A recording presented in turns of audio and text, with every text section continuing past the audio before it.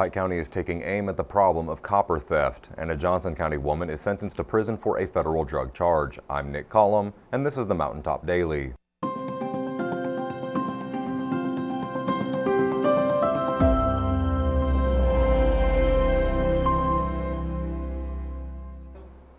With copper thefts getting out of control in Pike County, local officials are cracking down on the problem. They say the thefts are not only a crime, but they could put the community in danger. Sheldon spoke with the sheriff to learn more about how bad the problem is. Pike County authorities are now a week into investigating the theft of copper wiring across the county. Pike Sheriff Rodney Scott gave Mountaintop News an update Tuesday.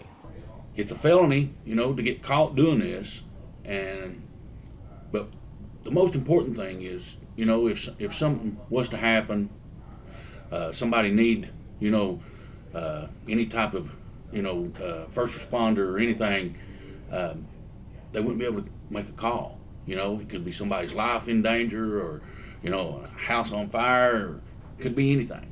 Over the past year across the state, officials have pinpointed 58 incidents of copper theft against AT&T, with Pike at 57% of those cases. They're getting the copper out of the big fiber optic line, and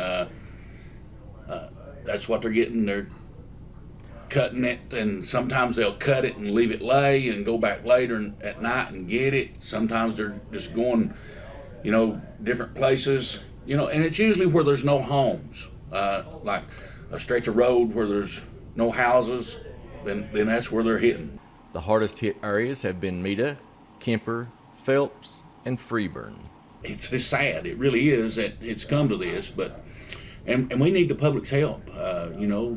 We don't have the personnel or the resources, and the state police doesn't have the personnel or the resources to put somebody in every holler.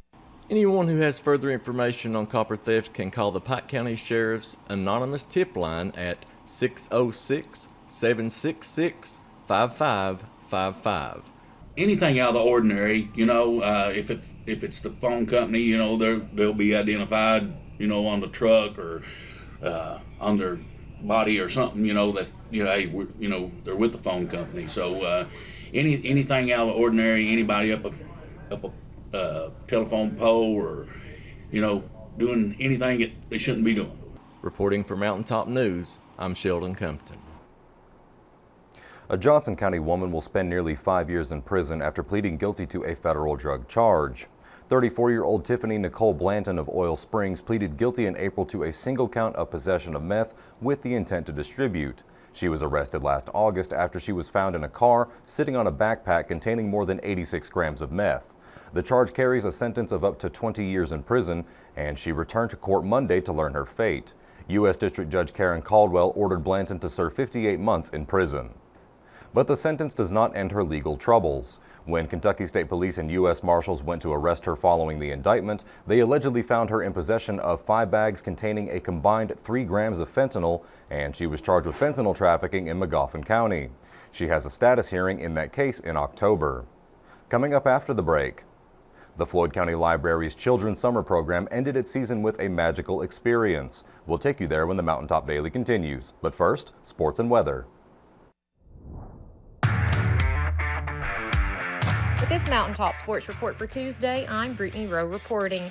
Pikeville High School will host their annual midnight practice at 12:05 a.m. on August 1st at Hillard Howard Field.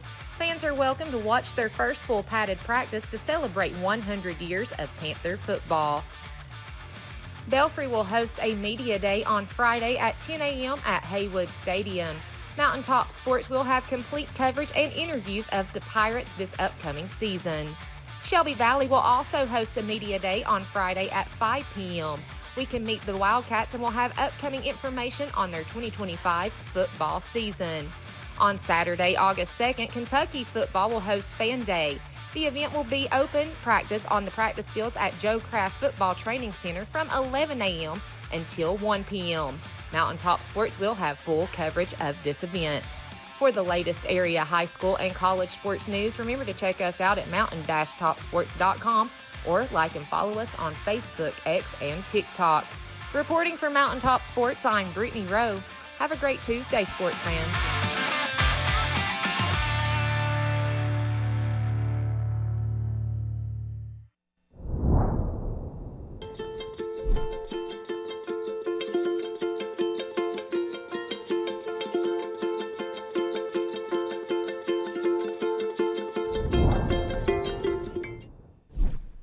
When the government took Social Security away from honest Eastern Kentuckians, Attorney Ned Pillersdorf got the hearings declared unconstitutional. When the women guards were harassed at Little Sandy Jail, Ned fought back, securing a $1 million verdict at trial. And when the state tried to shut down Cordia School, Ned fought back and kept the school open. Attorney Ned Pillersdorf fights for the underdog, and he's ready to fight for you. Are you looking for better service? How about better support or savings? Well, it's time to choose Appalachian Wireless, the network built just for Eastern Kentucky. We've got the latest devices, flexible plans, and a team that treats you just like family. So stay connected to what matters most. Stop by one of our retail locations or visit us at AppalachianWireless.com to start switching and saving today and find out our latest deals on our most popular devices and accessories. Because we are you, we are Appalachian Wireless. Summer break is quickly coming to an end, and so is the children's summer program at the Floyd County Library. But before ending for the season, they cap things off with a magical fairy tale ball today. Robin brings us a look. Children from lands near and far gathered today to attend the fairy tale ball at the Floyd County Library in Prestonsburg. So we are wrapping up a very, very busy summer. We've had a summer reading program themed around fairy tale and fantasy, so Once Upon a Summer. So we're hosting a royal ball to wrap it all up. The children's program started in June and included a variety of hands-on activities, some of which were on display at the ball. We've done dragon egg hunting, we've done coloring, we did these arts and crafts over here. Activities at the ball included balloon animals, tattoos, coloring, creating dragon eggs, photo ops, and plenty of food, making it difficult for some kids to decide what to do first. I haven't been looking around. All I've been doing is sitting eating pizza rolls. One of the activities was something only the kids are privy to. Not a lot of people know this, but the library has its own fairy godmother. So if they write a letter or a card, draw some pictures, and leave their name and address on the envelope and drop it off, they'll get a personalized response back from the fairy godmother. Even though the summer's coming to a close, there are many more programs lined up for this fall. So we are preparing for a community art gallery that's going to be in September. We have a family art day in August where kids can come and create different art projects to submit for it. But I'll have a more comprehensive flyer posted on our Facebook page, and there's one at the front door as well, talking about the deadlines for dropping off. And it can be absolutely anything from drawings to quilts to photographs. We want to showcase as much of our community's talent as possible. Reporting for Mountaintop News, I'm Robin Tillman. That will do it for this edition of the Mountaintop Daily. Be sure to check us out at 6 p.m. every weekday on Mountaintop TV, the Mountaintop TV app, and the Mountaintop News Facebook page. With your Mountaintop Daily, I'm Nick Collum for Mountaintop News.